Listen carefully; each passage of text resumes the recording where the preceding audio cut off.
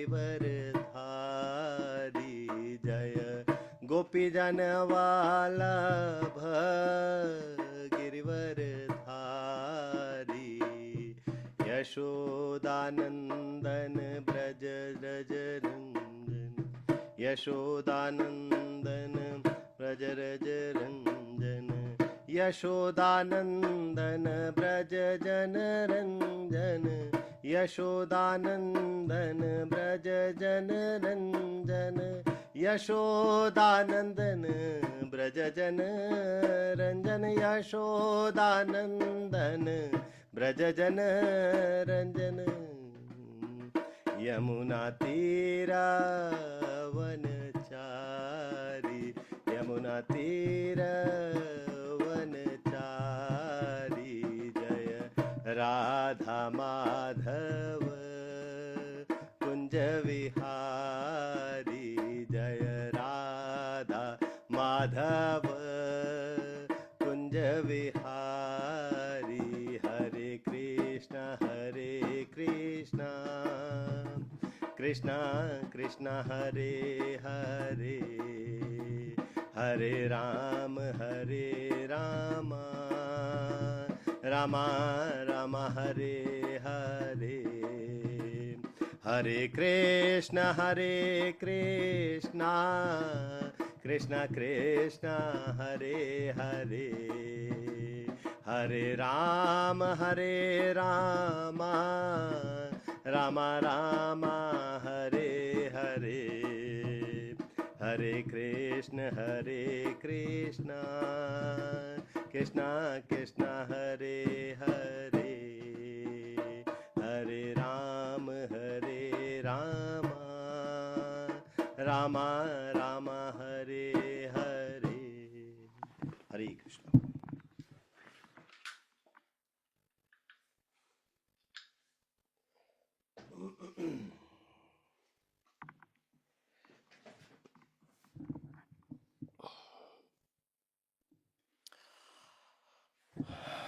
हरे कृष्णा।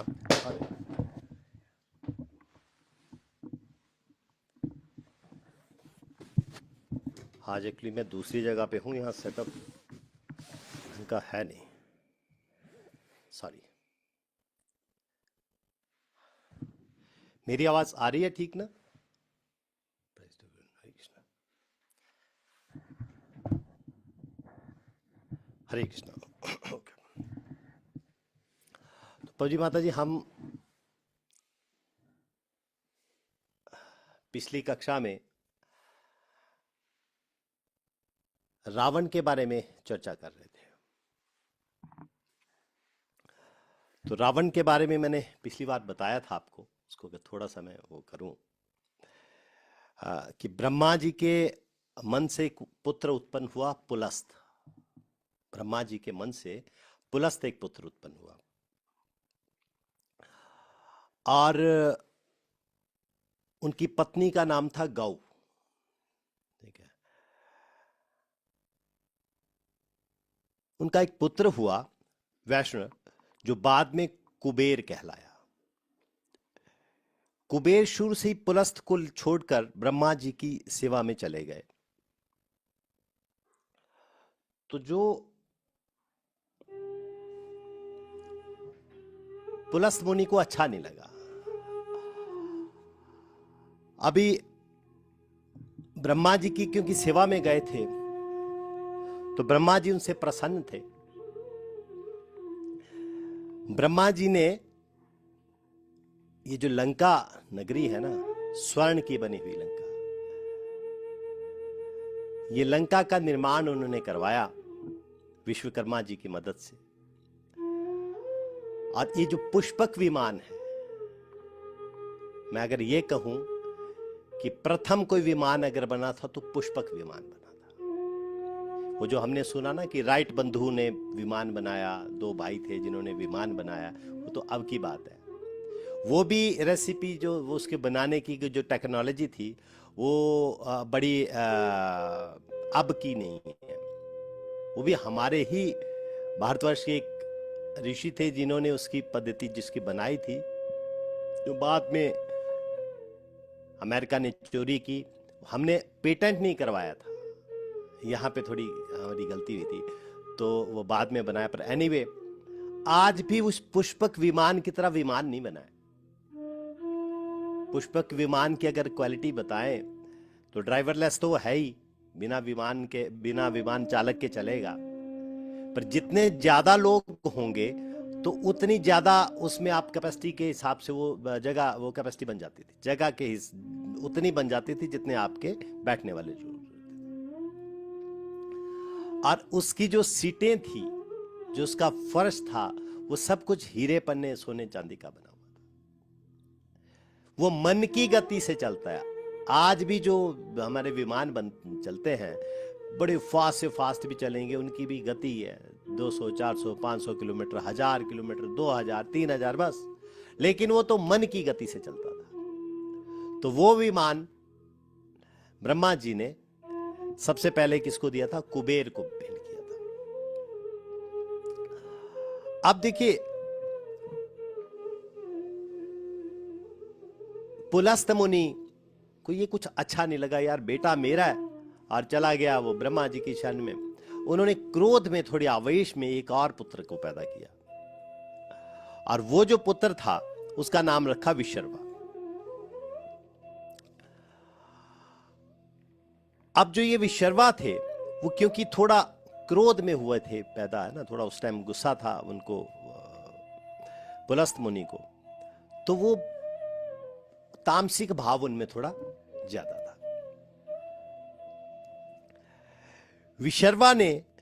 विशर्वा की सेवा में कुबेर ने 3 बहुत ही सुंदर युवतियां दी। तो वो युवतियां जो थी, उस पुष्पोत्कटा, राका तथा मालिनी, ये 3 थी। पुष्पोत्कटा से रावण और कुंभकर्ण पैदा हुए, राका से शूर्पणखा और खर पैदा हुए थे, ठीक है, और मालिनी से विभीषण पैदा हुए थे। अब रावण कोई साधारण तो था नहीं। ब्रह्मा जी का मानस पुत्र था पुलस्त, जैसा मैंने बताया, और ये पुलस्त जो है ना 10 प्रजापतियों में से एक है। जो दूसरा मनवंतर हुआ, दूसरे मनवंतर में ये सप्तऋषियों में से एक थे, ठीक है। तो रावण का जो था ना नाम 10 ग्रीव बोलते थे, बचपन से उनको 10 ग्रीव बोलते थे। 10 ग्रीव मतलब 10 सर वाला, और 10 सर का मतलब ये नहीं था, मैंने पिछली बार बताया कि वो 10 सर थे उनके, मगर क्या था 10 सर का मतलब क्या था? 10 सर का मतलब वो उसका आईक्यू ऐसा था कि वो 10 तरह से सोचता था, 10 कामों को एक साथ कर सकता था, ठीक है। नवग्रहों को उसने कैद करके रखा था, शनि के ऊपर तो वो पांव रख के बैठा था। तो इस तरह का जो था वो रावण का एक चरित्र बताया था पिछली बार मैंने। अब यहां ये जो मैंने रावण के बारे में बताया ना, ये दक्षिण भारत के कुछ ग्रंथ हैं जिनमें ये बताया गया था। लेकिन अगर हम वाल्मीकि रामायण की या तुलसी के मानस की बात करें तो उसमें थोड़ा सा वर्णन अलग है। अब ये अलग अलग क्यों होता है? ये कल्प भेद की तरह से होता है। इसमें मैं ऐसा नहीं मानना चाहिए कि ये इसका मतलब है कि हमारे में दो मत है। नहीं, 2 मत नहीं है, वो कल्प भेद की वजह से वो जो है डिफरेंसेस आते हैं। तो जैसा कि बोला कि ब्रह्मा जी के मानस पुत्र थे पुलस्त, पुलस्त के एक पुत्र हुए पैदा विशर्वा। तो विशर्वा जी ने 2 शादियां की थी, उनके 2 विवाह हुए थे। पहली पत्नी का नाम था इलविला। इन इलविला से कुबेर पैदा हुए थे, और जो दूसरी पत्नी थी उसका नाम था कैक्सी, ठीक है। तो जो कैक्सी थे, ये कैक्सी की जो परिवार था, जिस परिवार से कैक्सी आई थी, वो एक सुमाली करके एक हुए, उनसे आए थे। अब सुमाली जी की पुत्री थी कैकसी, तो सुमाली जी की जो पत्नी थी उनका नाम था पुष्पोत्करा इनके हिसाब से। अब देखो ना कैसा संयोग है। मैंने ये बताया आपको कि वो जो ब्रह्मा जी के वहां से आए, ब्रह्मा जी के पोता हुए विशर्वा, और उनके जो पिता मैंने बताया आपको पुलस्त्य, वो तो सप्तऋषियों में से एक। तो ये ऋषि परंपरा थी, ये ऋषि परंपरा थी। और जो पत्नी आ रही थी वो मायावी थे लोग। ये जो सुमाली थे ये राक्षस कुल था, जहां से कि वो ये जो मंत्र यंत्र तंत्र और उसमें जो था वो माया का, उसमें बहुत जो था उनको पारंगत थे वो लोग। अब इन दोनों अलग अलग परंपराओं से जो पुत्र पैदा हुआ उसका नाम था रावण। दो अलग अलग परंपरा। देखो ना रावण में गुण क्या थे, एक तो वो ऋषि परंपरा से आए पिताजी, और माताजी कहां से आए, माताजी आए अपने जो मायावी लोग राक्षस लोग थे उनके यहां से थे। रावण के साथ साथ जो अन्य पुत्र थे वो कुंभकर्ण तथा विभीषण थे। इनकी एक बेटी भी पैदा हुई जिसका नाम शूर्पणखा था।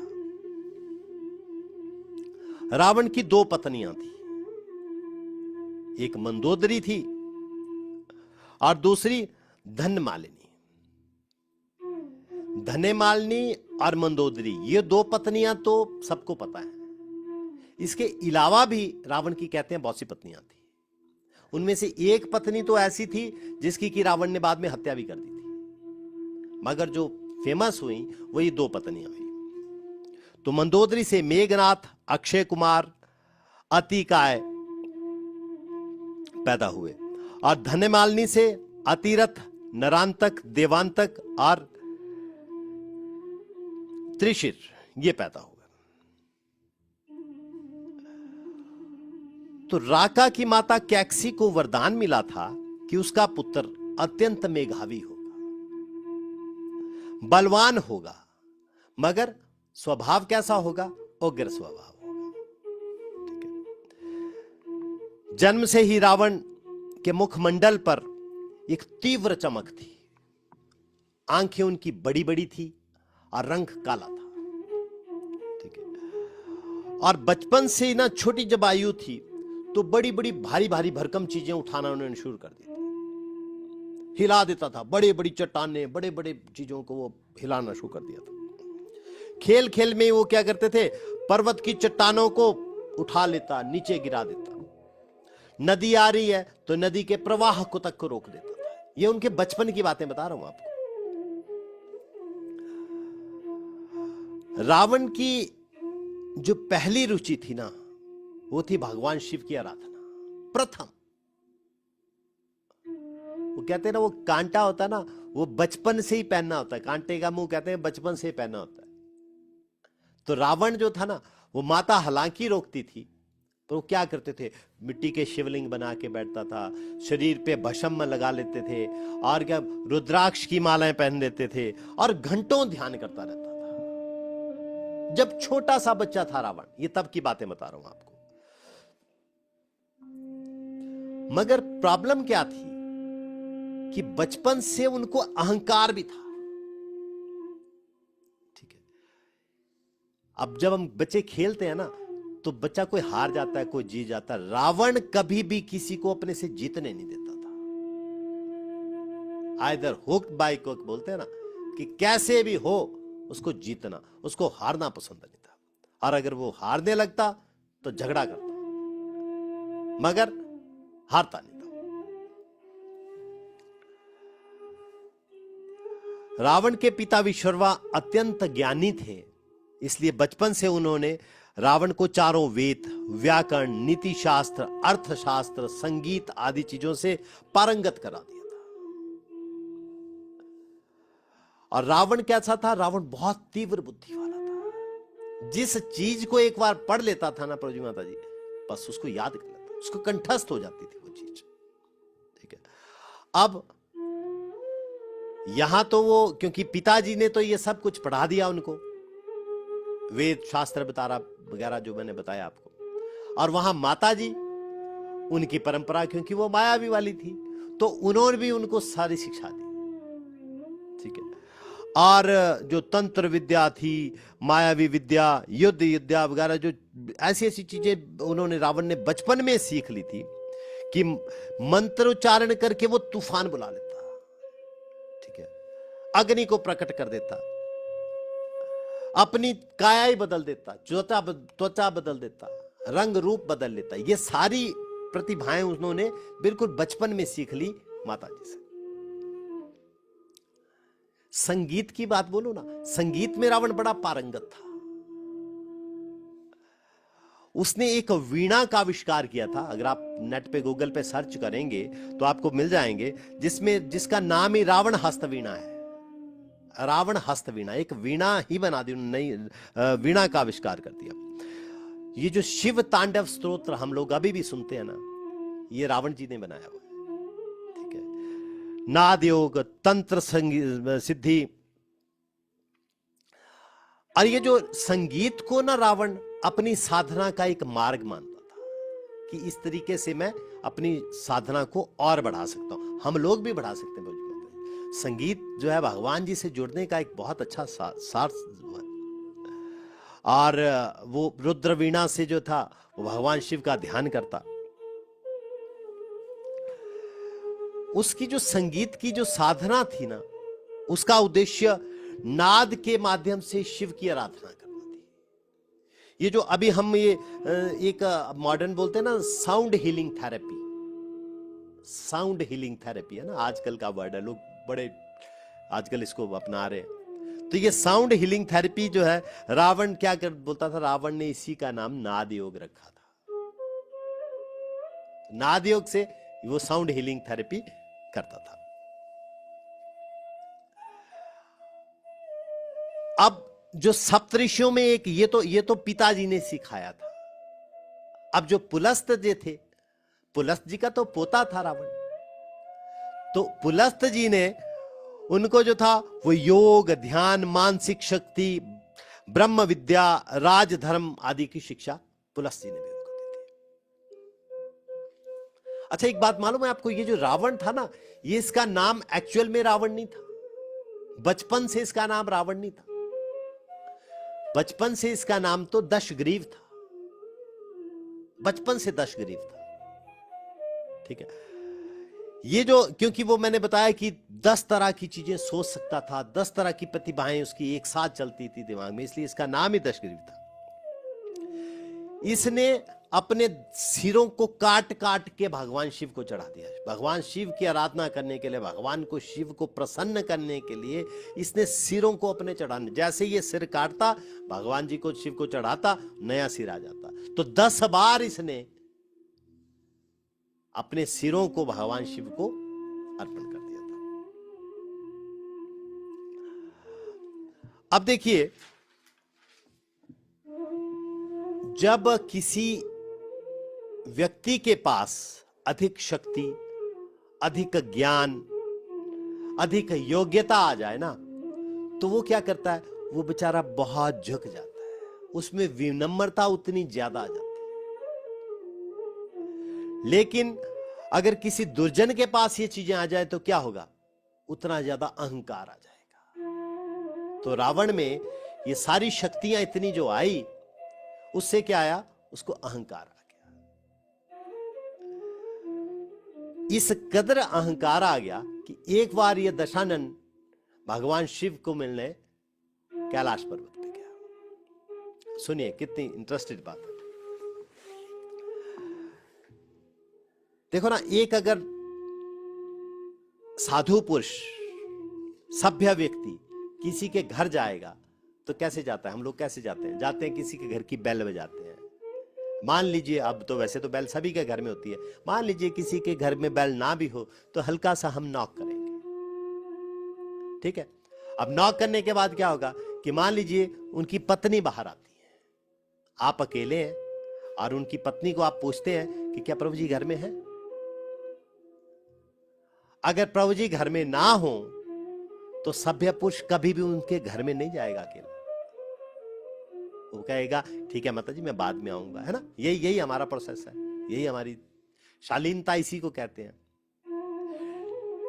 लेकिन ये दशानंद जी क्या करते हैं, ये जाके कैलाश जी के ऊपर भगवान शिव की आराधना करने का मतलब तरीका, राक्षस है ना तो राक्षसों के तरीके से करेंगे। गए और जाते ही वो कैलाश को उठाने का प्रयास करने लगे। वो था तो ताकतवर, रावण तो ताकतवर, मैंने बोला ठीक है। अब अगर 10 सर हैं तो 20 तो भुजाएं हो गई। जब उसने 20 भुजाओं से ताकत लगाई तो कैलाश पर्वत हिलना शुरू हो।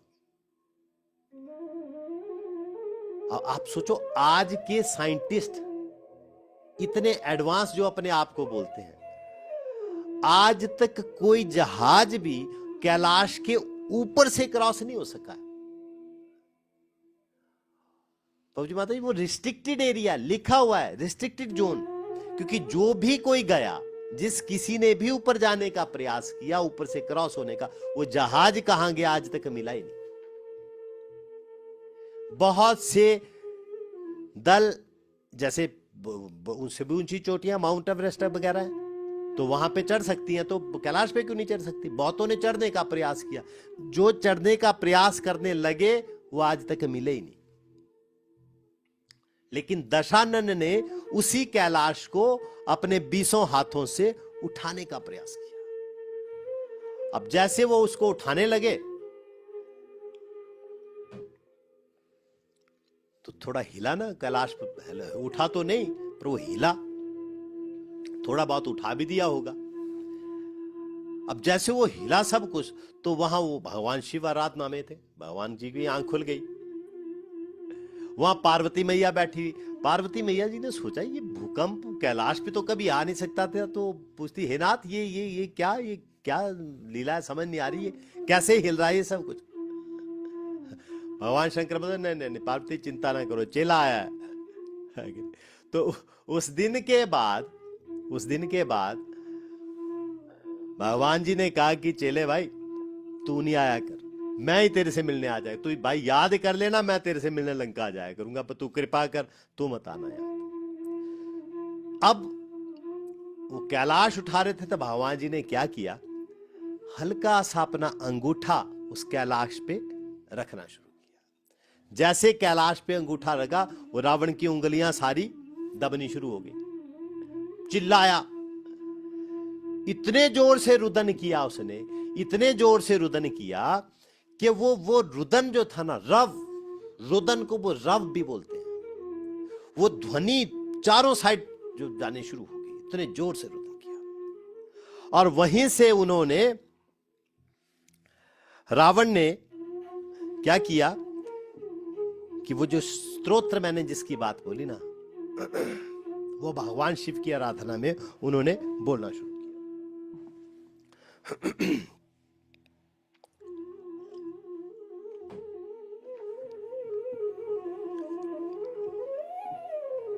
ये जो शिव तांडव स्तोत्र है ना, उससे भगवान खुश हुए।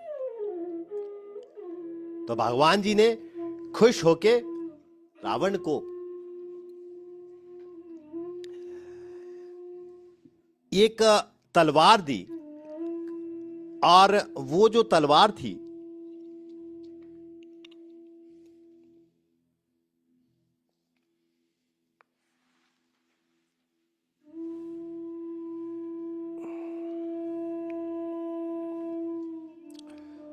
वो खड़ग रावण की अभेद्य चीज थी। उस खड़ग से वो अकाट्य थी, तो भगवान जी ने प्रसन्न होके उसको वो भी दी थी। अब रावण देखिए कोई साधारण व्यक्ति तो था नहीं, लगभग 10,000 वर्ष तक रावण ने तपस्या की थी।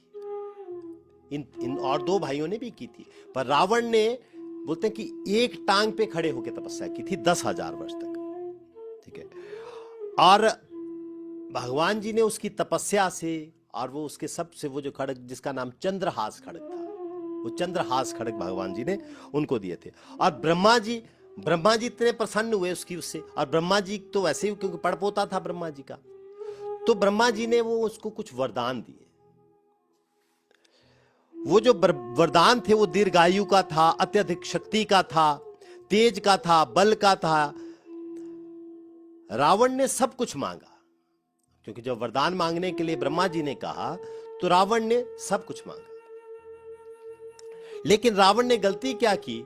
रावण ने ये तो मांगा कि मैं यक्षों से ना मरूं, देवताओं से ना मरूं, दानवों से ना मरूं, मगर मनुष्य और बानरों का नाम नहीं लिया, क्योंकि वो सोचते थे ये तो हमारे भोजन है। ठीक है, और यही रावण की सबसे बड़ी गलती थी। जो हम ये आजकल आयुर्वेद चिकित्सा की बात कहते हैं ना, आयुर्वेद चिकित्सा में रावण ने अर्धकाय और कुंभ ये 2 ग्रंथ लिखे, औषधिक ग्रंथ लिखे, जिनके आज भी जो है जिनकी हेल्प ली जाती है। ठीक है, और रावण को वेद, तंत्र, मंत्र, खगोल और ज्योतिष का सर्वोच्च आचार्य माना गया। ठीक है, ज्योतिष में भी रावण के जो है वो रावण संहिता करके एक ज्योतिष का ग्रंथ है, ज्योतिषी लोग आज भी उसकी हेल्प लेते हैं। ठीक है, मगर इन सब चीजों के साथ रावण का पतन कैसे हुआ? रावण को 6 श्राप मिले थे मुख्य, वैसे तो बहुत से श्राप रावण को मिले थे, लेकिन जो मुख्य मुख्य श्राप थे ना वो 6 श्राप थे, जिनकी वजह से रावण का पतन शुरू हुआ।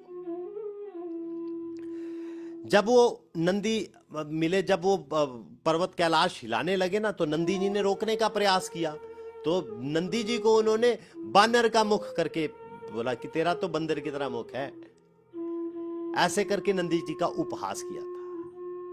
तो नंदी ने उनको श्राप दिया था कि तूने मुझे बंदर का मुख वाला बोला ना, रावण तेरी जो अंत होगा ना, तेरी मृत्यु का कारण बंदर ही बनेंगे। अब देखो, हनुमान जी वानर सेना पूरी लेके गए थे तो कारण बना। एक दूसरा,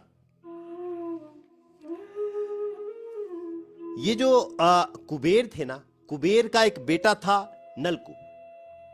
नलकुबर जो था, नलकुबर की एक प्रेयसी थी रंभा, वो जो स्वर्ग की अप्सरा है रंभा, वो नलकुबर की अप्सरा थी, वो प्रेयसी थी।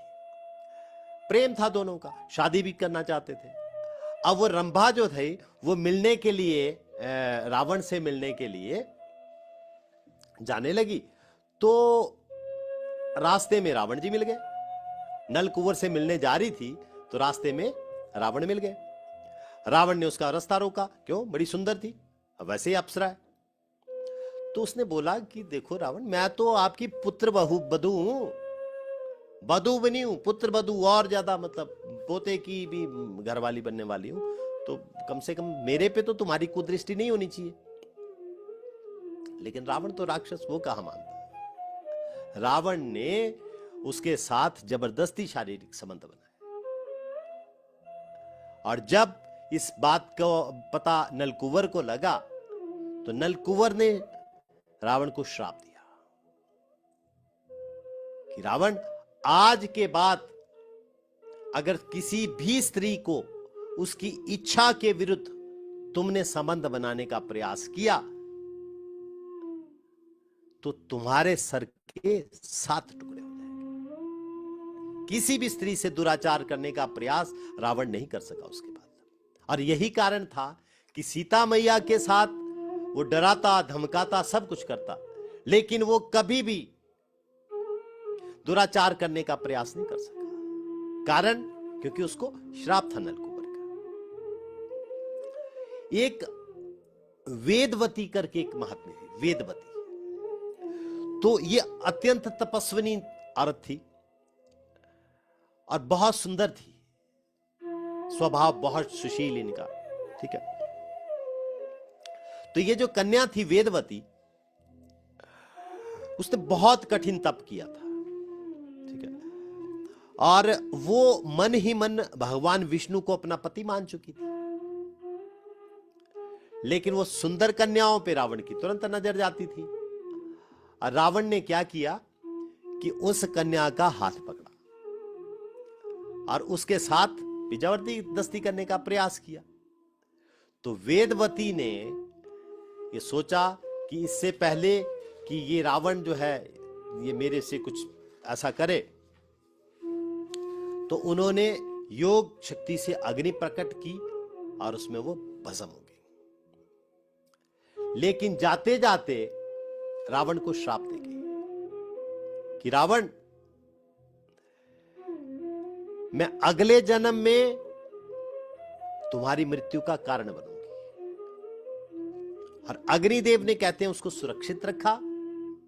और जब वो राजा जनक यज्ञ के लिए यज्ञ स्थली बनाने के लिए हल चला रहे थे, तो वहां से वो जो कन्या प्रकट हुई, वो कन्या प्रकट हुई ना, जनक जी के कोई वो माता की गर्भ से नहीं आई थी सीता जी। सीता जी तो हल चलाते हुए मिली थी। तो कौन थी वो वही वेदवती थी जो बाद में सीता अवतार में थी। तो एक ये श्राप था उनको।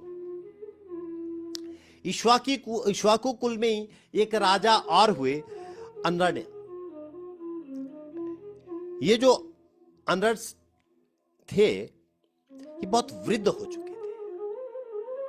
और रावण का जो मतलब उसको बढ़ाना कि अपना राज्य में बढ़ाऊं, ये करते करते वो रावण जो वहां पहुंच गया।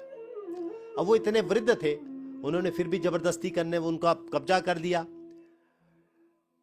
जब वो लड़ते लड़ते वीरगति को प्राप्त हुए, जाते जाते उन्होंने रावण को श्राप दिया कि रावण, मेरे ही कुल में कोई पैदा होगा जो आखिर में तुम्हारा वध करेगा। ठीक है। इसके अलावा वो जो कुबेर का विमान था ना, वो जबरदस्ती जो कुबेर को जो पुष्पक विमान दिया था ना ब्रह्मा जी ने, रावण जबरदस्ती उस विमान को, उस पर हमला किया उन्होंने। रावण ने कुबेर की नगरी पर, और वो विमान को हथिया लिया। तो कुबेर ने भी उनको श्राप दिया था कि ये विमान तेरे पास बच्चा बड़े दिन नहीं टिकेगा, एक दिन तेरे हाथ से भी ये ऐसे छीना जाएगा। और छीना गया। रावण की मृत्यु के बाद भगवान राम जी के पास हो गया पुष्पक विमान। इसके अलावा जितने देवी देवता त्रस्त थे, उन्होंने भी उसको श्राप दिया था कि तेरा ये अहंकार तेरे को विनाश की तरफ ले जाएगा। देखो, देवताओं का त्रस्त कहां तक था, देखो मैं बताऊं आपको कि एक बार ना देव समाज की बैठक हो रही थी, सारे देवता आए हुए थे। तो वो देवता लोग ब्रह्मा जी को बोलते हैं कि ब्रह्मा जी, ये आप ही की वजह है जिसकी वजह से ये रावण को इतने वरदान मिले हैं। आपने जो वरदान देती वक्त तो माने नहीं ना, सब कुछ वरदान दे दिया कि तुम देवताओं से नहीं हारो, ये यक्ष ना तुम्हें हरा सके, अब असीमित शक्तियां दे दी। अब उसकी वजह से हमारा तो जीना दुभर हो गया। जो आपको पता देवताओं के गुरु हैं कौन? बृहस्पति जी। बृहस्पति जी कहते हैं कि मेरी हालत यह है कि वो दरबार में कभी भी मेरे को बुला लेता है, क्योंकि कैदी बनाया हुआ था, देवताओं को तो कैदी बनाया था। देवताओं के गुरु बृहस्पति की कंडीशन सोचो आप, ठीक है, कि और मजबूरन मेरे को जाना पड़ता है। और जाके अगर मैं कुछ बोलूं तो रावण तो छोड़ो, जो रावण का नौकर है ना, वो भी मेरे को बोलता है बृहस्पति जी चुप हो जाओ, आप मंद बुद्धि हैं, आपको पता नहीं है। और ये रावण का दरबार है, तुम्हारे इंद्र का दरबार नहीं है। ये बृहस्पति जी रोना रो रहे हैं, कह दें कि ये रावण का नौकर मेरे से ऐसा व्यवहार करता है। वहां चंद्रमा जी देखो, चंद्रमा कहते हैं कि मेरी तो दुर्दशा तुम्हारे से भी खराब है। ब्राह्मणों का राजा कहलाता है चंद्रमा। वो कहते हैं कि मेरे को अगर मैं कुछ बोलता हूं ना, छोटी सी भी मैं कुछ वहां जाके बोलूं, मेरे को बोलने का मौका नहीं देते। पहले तो अगर मैं कुछ भी बोलूं तो उनका नौकर मेरे को कहता है कि तुम लोग जो हैं, तुम लोगों को सेंस नहीं है बात करने की, तुम लोग अति मंद बुद्धि के लोग हो।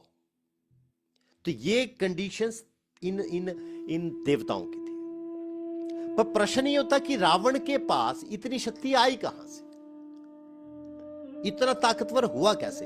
ठीक है, ये आप ये मानिए, ये तो सब कुछ उनसे मिला, वरदान तो मिला, वो भी किया, उसने तपस्या भी की थी, मगर सीखने वाली बात क्या है रावण से? रावण जो था एक परम आस्तिक व्यक्ति था, परम आस्तिक। वेदों पे उसकी अपार श्रद्धा थी। वेद मंत्र सुनने से मंगल होता है, वेद मंत्र से कल्याण होता है, वेद ही धर्म का मूल है। यह बात रावण को ना बहुत अच्छे ढंग से पता थी। वो जो अग्निहोत्र यज्ञ है ना, वो रोज करता, रोज अग्निहोत्र यज्ञ करता, कर्म निष्ठा, त्रिकाल संध्या करता था। प्रभु जी माता जी, हम लोग नहीं करते हैं त्रिकाल संध्या।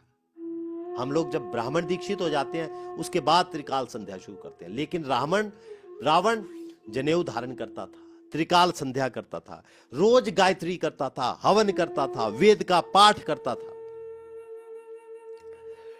लेकिन क्योंकि राक्षस कुल से था तो देवताओं के प्रति वैर भाव उसका स्वभाव था, तमोगुणी था ना, तो था ही था। ठीक है, उसकी आदत क्या थी, वो खुद तो धर्म करता था मगर दूसरे को धर्म नहीं करने देता था, ताकि कहीं वो ना बढ़ जाए। अब सीखने वाली बात क्या है प्रभु जी माता जी, अगर हमें भी लगता है कि हम ही लोग सेवा करें, ये सेवा भी हम ही करें, भगवान जी के हम यही करें, किसी दूसरे भक्त को हम उठने का मौका ना दें, तो इसका मतलब क्या है? इसका मतलब भी यही है कि वो रावण वाली प्रवृत्ति हम लोगों में भी आ गई। इसलिए हम लोगों को इस बात का खास ध्यान रखना चाहिए, खास ध्यान रखना चाहिए। ठीक है,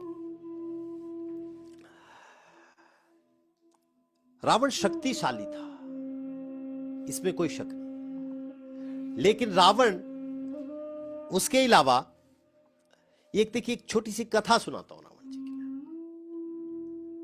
बुद्धिमान था वो। ये कथा है, ये तमिल की कंब रामायण, तमिल में कंब रामायण करके रामायण है, उसमें ये कथा आती है। तो भगवान ने जब युद्ध शुरू किया ना, तो पूजा वो रामेश्वरम में, हम जाएंगे लोग कभी रामेश्वरम में, ठीक है, तो रामेश्वरम में पूजा करनी शुरू करी भगवान जी ने, और पूजा के लिए एक वो शिवलिंग बनाया, अभी तक भी वो शिवलिंग है, देखिए वहां पे। तो भगवान जी के लिए पूजा, भगवान जी कहते हैं कि पूजा के लिए मुझे कुछ ऐसे ब्राह्मण की जरूरत है जो वेद पाठी भी हो और शिव की शिवलिंग लगानी है, इसलिए वो शैव भी हो। ठीक है, तो भगवान जी के साथ वो जामवंत क्योंकि वृद्ध थे, तो जामवंत को पूछा भगवान जी ने कि जामवंत जी, क्या ऐसे ब्राह्मण का इंतजाम हो सकता है जो वेद पाठी भी हो और साथ में शैव भी हो?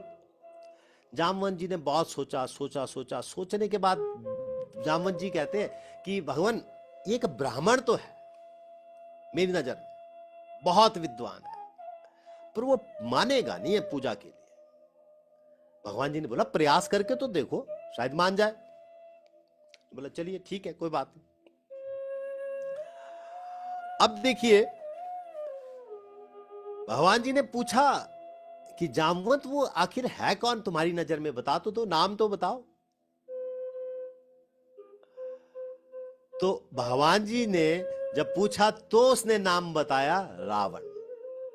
मैंने पूछा बताया ना आपको, नाम तो दशग्रीव था, वो रावण नाम कैसे दिया? भगवान शिव ने नाम दिया था उसको रावण, क्योंकि उसने जो रव किया, वो जो रोया, चिल्लाया इतने जोर से, रव करने से रव से नाम पड़ा रावण। भगवान शिव ने उसका नाम रावण दिया था, अदरवाइज नाम तो उसका दशग्रीव था। तो यहां पे क्या था कि वो भगवान जी को बोला जामवंत जी ने कि रावण कर सकता। भगवान जी ने बोला यार प्रयास तो करो, देखो।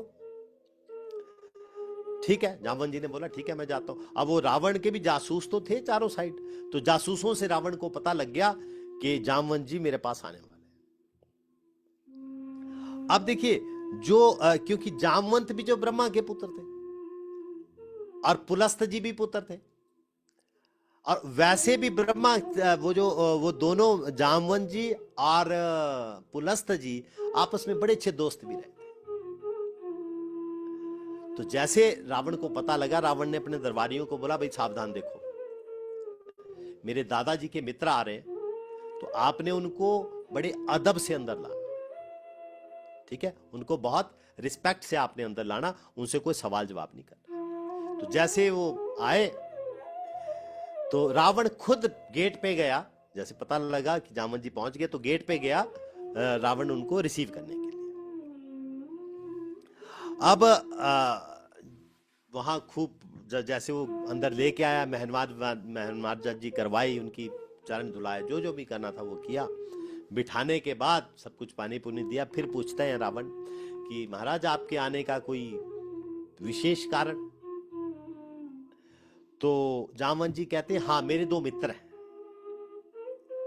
और वो 2 मित्र जो हैं एक कुछ यज्ञ करवाना चाहते हैं। ठीक है, तो उस यज्ञ के लिए एक ब्राह्मण की तलाश है, और ब्राह्मण उनकी इच्छा क्या है कि ऐसा ब्राह्मण हो जो वेद पाठी हो, साथ में शैव भी हो। तो मेरी नजर में आपसे बड़ा ऐसा उपयुक्त कोई नहीं पाया जाता है। ठीक है, पूरी पृथ्वी में आपसे ज्यादा गुणी मुझे कोई नहीं दिखा, जो इस क्वालिफिकेशन को फिल करता हो। रावण पूछते हैं कि जामवंत जी, ये जो आपके जो ये मित्र हैं,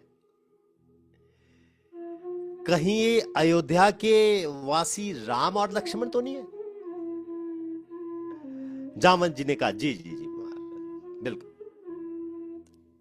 रावण ने पूछा क्या उनका जो उद्देश्य है वो लंका पे जीत पाना है क्या?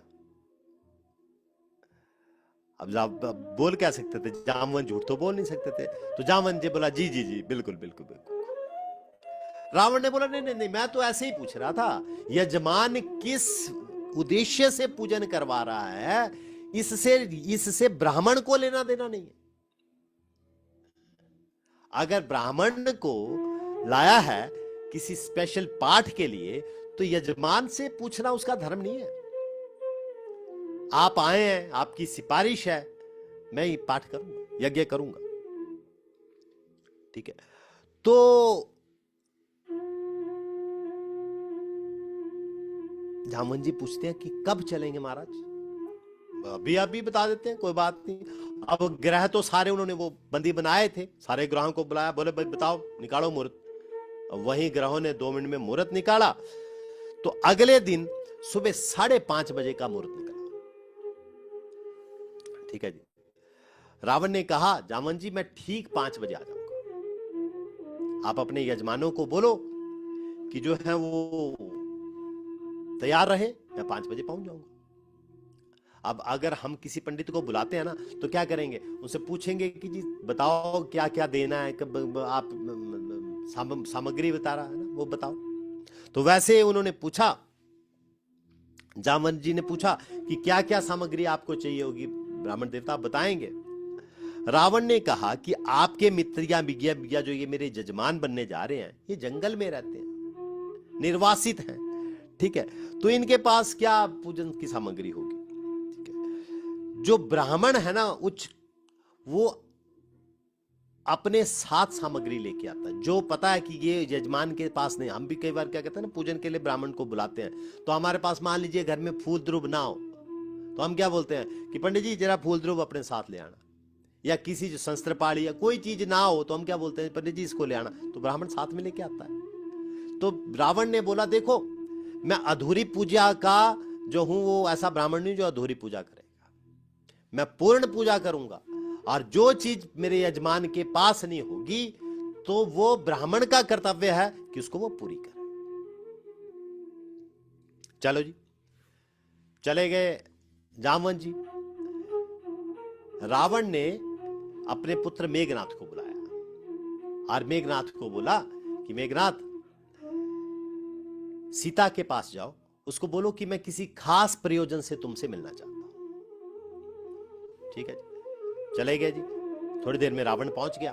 रावण ने बोला देखो सीते, आपके पति राम एक ऐसे यज्ञ करना चाहते हैं, शिवलिंग की स्थापना करना चाहते हैं। ठीक है, और क्योंकि जिनकी पत्नी हो तो पत्नी के बिना जो है वो यज्ञ अधूरा है, तो इसलिए तुम सुबह 4 साढ़े 4 बजे स्नान सुनून करके तैयार रहना, मेघनाथ आएगा और आपको ले जाएगा। लेकिन एक शर्त याद रखना, ये जो आपकी मुक्ति है सिर्फ ये हवन यज्ञ तक की ही है, उसके बाद ईमानदारी से रथ पे बैठना और वापस आ जाना। चलो हो गया जी। ठीक 5 बजे रावण पहुंच गया वहां पर। 5 बजे आया, भगवान रामचंद्र जी और लक्ष्मण ने स्वागत किया उनका। बोले जी बैठिए। बैठ गया जी। शुरू करना था जब हवन, तो रावण पूछता है भगवान राम से कि यजमान आप शादीशुदा हैं? बोले जी जी शादीशुदा है। तो बोले पत्नी को बुलाइए। तो राम जी बोलते हैं जी किसी वजह से पत्नी जो है वो मेरे साथ नहीं है। रावण ने मेघनाथ को बोला, मेघनाथ सीता को लाओ। सीता मैया आई और वहां रामेश्वरम में भगवान राम जी के साथ बैठी, और वहां पे शिवलिंग की जो स्थापना हुई है भगवान राम जी के साथ साथ वहां सीता मैया भी आई। पूरा हुआ हवन यज्ञ, पूरा हुआ, सीता वापस चली गई। जाने लगे जब रावण, तब भगवान जी ने पूछा कि ब्राह्मण देवता बताइए आपकी दक्षिणा क्या? अब रावण कहता है कि मेरे यजमान जो निर्वासत है, जिनके पास ये गेरुआ धोती के अलावा कुछ नहीं है, वो दक्षिणा क्या देंगे? ऐसे ब्राह्मण को दक्षिणा देंगे जिनके पास कुबेर का रथ है, ठीक है, और त्रिलोक की संपदा जिस ब्राह्मण के पास है उसको क्या दक्षिणा देंगे आप? देखो ना अहंकार, यहां पे भी अहंकार। फिर भी राम जी ने पूछा, नहीं रावण, आपने पूजा की है तो हम कुछ ना कुछ जरूर देंगे, मांगो तुम क्या मांगते हो, कोई इच्छा तो बताओ। तो रावण ने इच्छा बताई कि ठीक है, अगर आप नहीं मानते हो तो जब मेरा अंत समय आए तो मैं चाहता हूं कि ये मेरे दोनों यजमान मेरे पास हो। ये कथा कंब रामायण में है जो मैंने आपके समक्ष रखी। मगर ऐसा नहीं सोचना कि रावण अति शक्तिशाली था, उससे ज्यादा शक्तिशाली कोई नहीं था। हालांकि ये जो रावण आपने सुना ना, देखो ये रावण की आयु कितनी है मालूम है? ये रावण एक राजा रघु थे, रघुकुल में ये जो राजा जिनके नाम पे ये रघुकुल बना, ये जो राजा थे रघुकुल, उस समय भी रावण था, और रावण उस समय अपने यौवन में था, ठीक है। और रावण ने क्या किया कि पूरे विश्व पे विजय पा ली, ऊपर देवताओं को भी जीत लिया, तो एक किस्म से त्रिलोक को जीत लिया। तो दरबार में रावण बैठ के ऐसे जंघा को पीटते हुए बोलता, तो यार एक बात बताओ, त्रिलोक में अब मेरे से ज्यादा ताकत वाला तो कोई रह नहीं गया, मुझे समझ नहीं आ रहा किसको जीतूं। जब इतने अभिमान से रावण बोला ना, तो एक वृद्ध से व्यक्ति वहां बैठे थे, वो बोलते, रावण देखो, बाकी तो महाराज आप ठीक हैं, बहुत शक्तिशाली हैं आप, पर कभी भी आप ये जो रघु जी है ना, अवध में रघु जी, इनके पास नहीं जाना। रावण ने बोला, क्यों, ऐसी क्या बात है? नहीं, बस बोला मैंने कि उनके पास नहीं जाना। अब क्योंकि बोल दिया था, तो फिर तो रावण को एकदम खुंदक आ गई। बोले कमाल है, ऐसा कैसे हो सकता है? पर रावण ने सोचा, अगर ये बोल रहा है ना, तो मैं जाने से पहले जरा थोड़ा उसका अगलवन था ना, तो थोड़ा मैं बल की परीक्षा तो ले लूं। तो रावण ने अपने कपड़े वपड़े बदले, साधारण वेशभूषा बनाई, और रघु की परीक्षा करने के लिए चला गया जी वहां पे। अब वहां अयोध्या जी में सरयू नदी के किनारे पे रघु जी क्या कर रहे थे? सुबह सुबह अपनी गायत्री वगैरह का जप कर रहे थे। अब जब वो संध्या वंदन कर रहे थे ना, तो रावण ने छुप के देखना शुरू किया। संध्या वंदन में क्या होता है? अगमर्षण का जल होता है, ऐसे ऐसे वो पूजित सा करके अगमर्षण का जल लेते हैं और ऐसे बाजू उठा के उसके पीछे से फेंक देते हैं। तो जो अगमर्षण का जल है उसमें कहते हैं इतनी ताकत होती है कि अगर किसी पेड़ पे गिर जाए ना, तो पेड़ भी सूख सकता है। अब रावण देखता रहा तो उन्होंने क्या किया, जैसे वो कर रहे थे, संध्या कर रहे थे, जैसे उन्होंने जल ऐसे आवाहन किया, ऐसे करने लगे, तो रघु जी को उस दिन क्या हुआ, कुदरती उनको एक ध्यान में आया। क्या क्या बात समझ आई कि साउथ में जाके वो खुद कहां बैठे थे, अयोध्या में, और दक्षिण भारत में जाके, दक्षिण भारत में एक ब्राह्मण है, और उस ब्राह्मण ने क्या किया है कि उसकी गौशाला है, गौशाला में एक शेर आ गया, और शेर से उन सोचा यार कैसे इन गौओं को मैं कैसे बचाऊं, ये शेर तो खा जाएगा, आक्रमण करना शुरू कर दिया शेर ने। तो वो जो ब्राह्मण थे, उन्होंने बोला यार अगर राजा रघु होते ना कुछ, तो मेरे सीधा बचाव हो जाता। और त्राही माम करके रघु जी को याद करने लगा। वो याद कर रहा था, इसलिए यहां स्मरण में रघु जी के वो ब्राह्मण आ गए। तो रघु जी ने क्या किया, वो अगमर्षण का जल अभिमंत्रित करके वो यूं पीछे उस शेर को ध्यान करके फेंक दिया। जैसे शेर को ध्यान फेंका, वहां वो साउथ में उस शेर की राम नाम सत्य हो। अब यहां रावण देख रहा था कि यार ये कुछ किया है। रावण तुरंत आ गया सामने, बोलता महाराज महाराज प्रणाम प्रणाम। बोले महाराज एक बात तो बताओ, ये आपने कुछ किया? बोले भारी विस्फोट की आवाज भी है, कुछ क्या आप बताएंगे क्या किया? बोले नहीं कुछ नहीं प्लीज बताइए बताइए। तो उन्होंने बोला ऐसी ऐसी कथा बताई कि ऐसे ऐसे साउथ में दक्षिण भारत में ये हुआ था, तो मैंने वो शेर से बचाने के लिए वो शेर को जो है अग्निदग्ध कर दिया। बोले शेर मर गया? बोले भैया जाके देख लो। और रावण के पास क्या था, पुष्पक तो था, 1 सेकंड में गया, मन की गति से देखा और शेर वाकई मरा हुआ। रावण का सिर चकरा गया। यार ये अयोध्या में बैठे हैं, अयोध्या में बैठे बैठे इन्होंने वहां पे दक्षिण भारत में शेर मार दिया, चरणों में गिर गया। रावण बोलता भगवान मुझे भी थोड़ी विद्या सिखा दो। उन्होंने कहा रावण तुम बैठो। अब वो नदी किनारे बैठे, रेत था, उन्होंने ऐसे एक तिनका सा पकड़ा और ऐसे एक नक्शा बना दिया। बोले ये देखो ये तुम्हारी लंका है ना? बोले हाँ जी। ये देखो ये द्वार है, यहाँ लंकनी बैठी है, ये तुम्हारा सैन्य कक्ष है, ये तुम्हारा यहाँ पे दरबार लगता है, यहाँ तुम्हारी पत्नी रहती है, यहाँ मेघनाथ रहता है, सारा नक्शा बना के दे दिया। रावण प्रसन्न, बोले हाँ। बोले जी आप गए कभी वहां पे लंका में? बोले नहीं गया तो नहीं, मैंने बना दिया तुम्हारा नक्शा, कोई नहीं।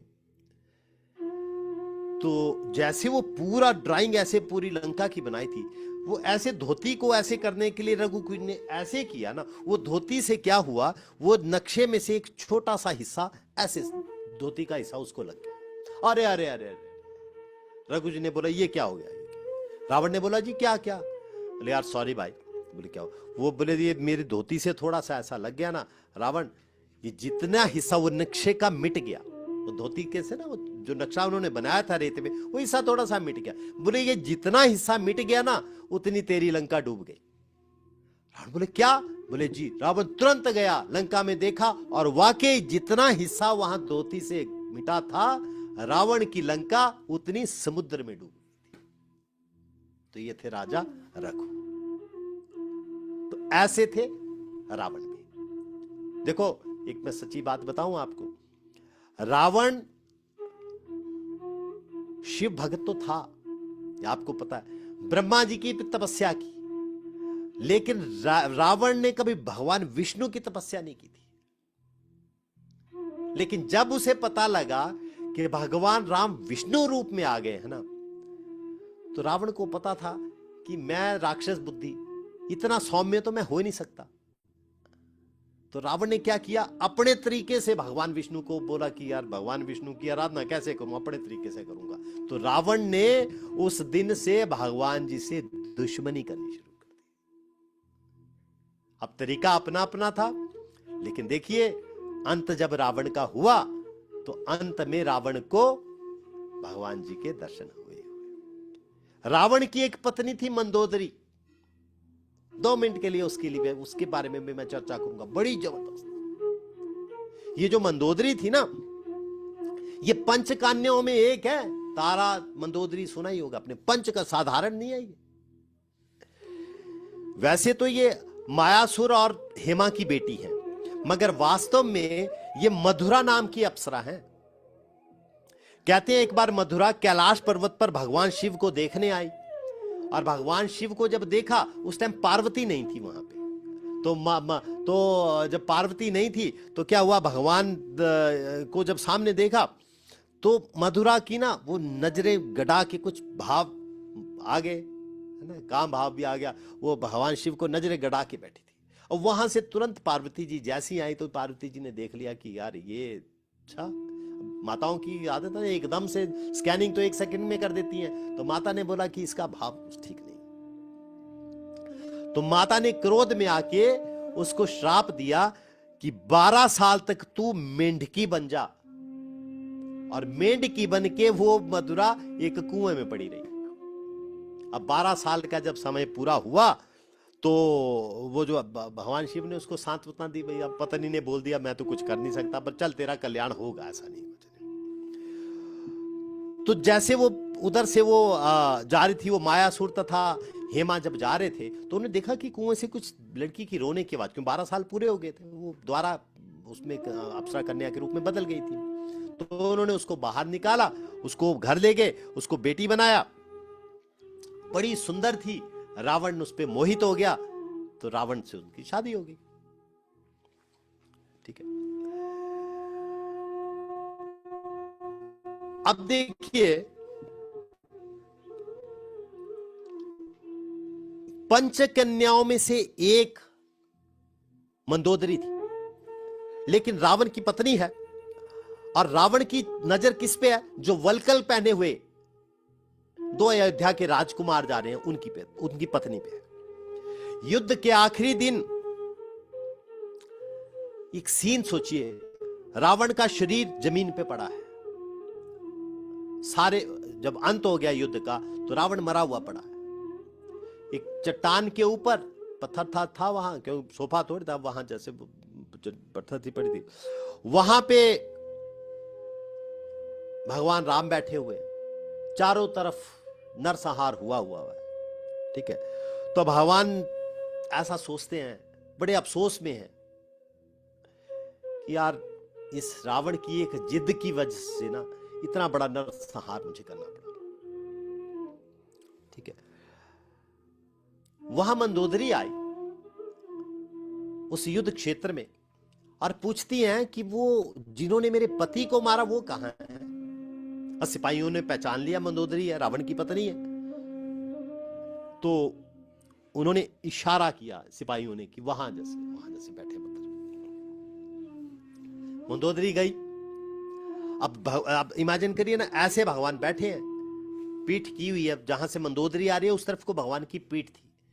तो ऐसा देखा कि एक पीछे से छाया जैसी आई, और जैसे छाया वो भगवान के पास पहुंचने का प्रयास किया, भगवान खड़े, देखा कि एक कोई माता आ रही है, कोई लेडी है, औरत की छाया देख के भी भगवान जो है खड़े हो गए।